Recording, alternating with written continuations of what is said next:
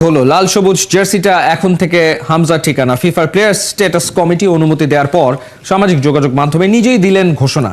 ক্রিকেটে সাকিবের পর ফুটবলে হামজাকে পেল বাংলাদেশ। এই আইকনকে ঘিরেই আঁকা হবে বাংলার ফুটবলের ভবিষ্যৎ। কবে লাল সবুজ জার্সিতে মাঠে নামতে পারেন লেস্টার সিটি তারকা? বিস্তারিত থাকছে মেহেদী নাইমের রিপোর্টে।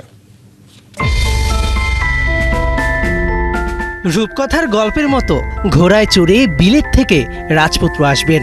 হাতে থাকবে পরশ পাথর, যার স্পর্শে বদলে যাবে বাংলাদেশের ফুটবল। ধৈর্যের ফল মিষ্টি হয়। ফুটবলের জন্য পাগল জাতির অপেক্ষা বুঝি ফুরলো।